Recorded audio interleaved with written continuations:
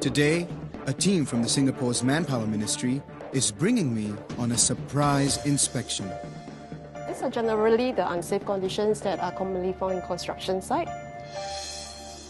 So how often do you and your team go on these surprise inspections? Typically 1 to 2 sites per day. Compared to last year, we have stepped up the number of inspections by 35%. How do you go about choosing which sites to go to? So construction, as you will know, they account for about 1/3 of the fatalities thus far this year. So we do more regular inspections on this sector.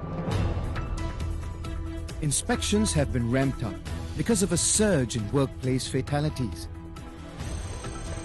Fatalities in the first half of the year spiked by 65% compared to the same period before the pandemic hit. So in this episode, I want to find out just what is driving this recent spate in workplace fatalities and what it will take to bring those numbers down.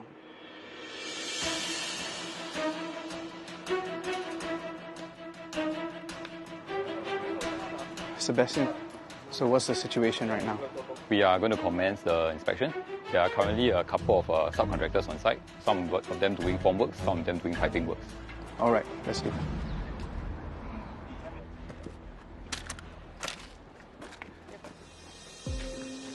So have we found a breach already? Oh yes, as you can see, the storage of materials right over here, they are not stored in a safe and orderly manner. And most importantly, they are stored near to the edge of the opening, which could result in material slipping through and hitting onto the person that may be positioned at the level below. So this is already a major breach? Yes. Wow. Yeah. And we've barely started. Yes. All right, so we're going to continue the inspection to the next floor. Just be careful over here. I'm already looking at this structure and I feel quite nauseous. I'm not quite sure how stable this whole thing is. So if you look at this vertical block over here, it's actually a common practice on site where they will compensate between the level indifference. We will usually need to verify against the professional engineer design to see whether it's being endorsed as part of the design. And what happens if they're not? When they are doing concreting or casting time, it could put on pressure to the formwork structure and it could result in a collapse of formwork. Yeah, You mean the whole thing could collapse? Yes. Wow. And just as I thought, it couldn't get any worse. One of my inspectors has actually came down and then informed that upstairs is really unsafe right now because of the open site. So for workers working right at the top, at what height would they be? There will be 8 meters in total. They do have barricade provided, but they are too low. It's ineffective. At another block, Careful, The protruding nails. As you can see the yellow bucket right over there, these are evidence that workers are obviously working at this level. We don't see any fall preventive measures like the lifeline where the workers are supposed to anchor their body harness onto while working at height, and the risk of fall of more than 2 meters is present. It's almost like these workers have to do a tightrope Yes. sequence to actually true. be able to work. Yep.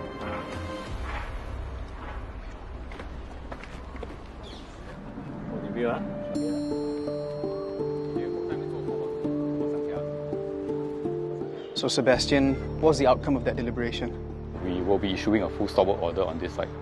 And we require the company to rectify all the shortcomings before we allow them to commence operations. Typically, stop work order can last between a month to 6 weeks. There is the safety supervisor here, so I'm going to see if he's willing to talk. Is that okay? There were quite a few safety breaches. ऐसा treatment क्यों हो रहा है? क्या बोलूं? मैंने बोलता हूँ हाँ मॉर्निंग टाइम मीटिंग में बोलता हूँ कि सेफ्टी पहनो बट आप अंडरस्टैंड कि चैनल कोई समझती नहीं sometime follow but today use seriously And some of them, especially like not having barricades, things like that, why did that happen? no all okay but sometimes barricade open forget this is something river take something lubricant coming river up this way. वो barricade जो होते हैं वो बीच में आ जाते हैं क्या? हाँ बीच में आ जाते हैं. After that experience, I am genuinely just shocked. Because when I first turned up for this surprise inspection, I expected maybe 1 or 2 breaches, and minor breaches at that. But to see a whole site littered with breaches and major breaches, such that they had to issue a stop work order, just no words for that.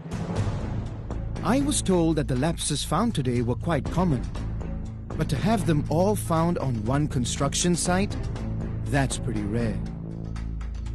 In this instance, the safety supervisor claims that safety rules are flouted because some workers do not follow instructions.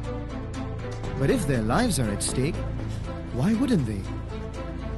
The management cannot every time wash their hand and then push all the blames to the workers all the time.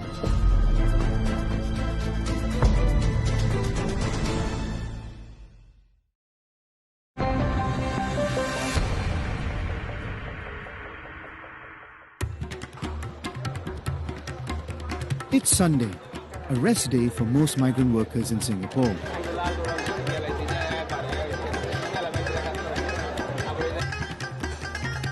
Can I get 1 mutton biryani? I've arranged a meal with a group of them. 2 are speaking to me on condition of anonymity to avoid being identified by their employers. All 3 have more than a decade of working experience here. So what do you think are the leading causes for the recent spate in workplace fatalities? During the pandemic, the construction site was shut down for 5 to 6 months.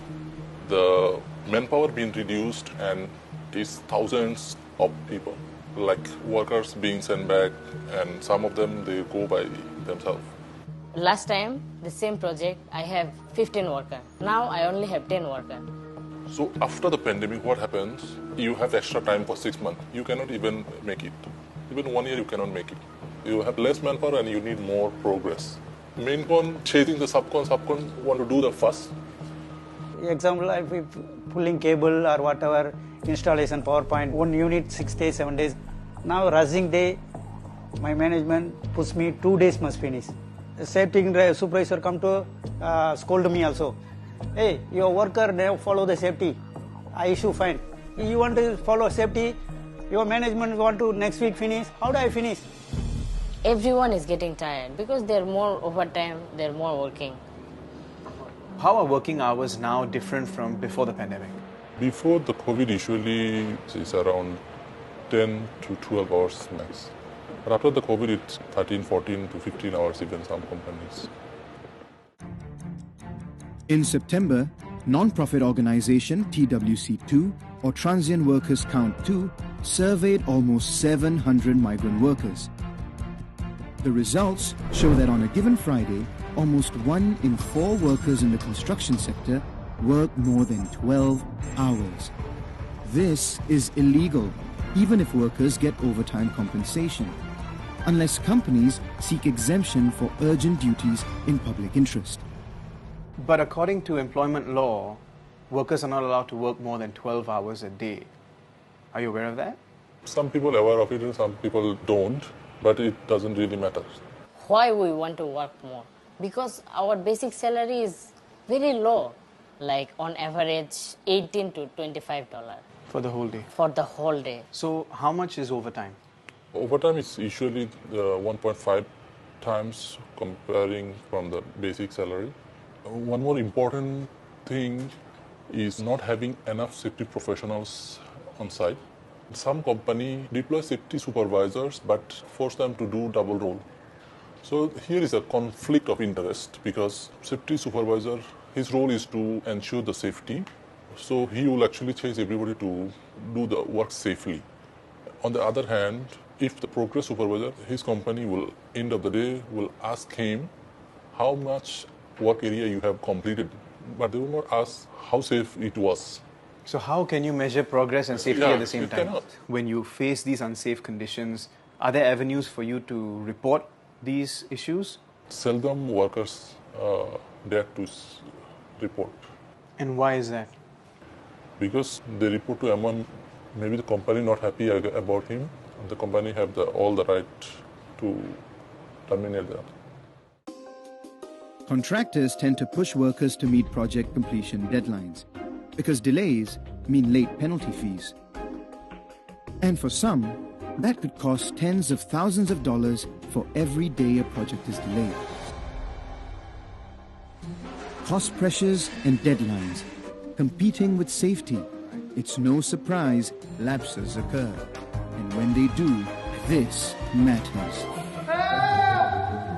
Help me! Someone help me, please! Safety training. Don't worry, Shrey, we're coming to get you. We'll need to lift and lower. Lift. I'm playing victim at a one-day course that trains workers to rescue a co-worker who has fallen from height. You alright? Yeah. This is usually the top cause of workplace deaths.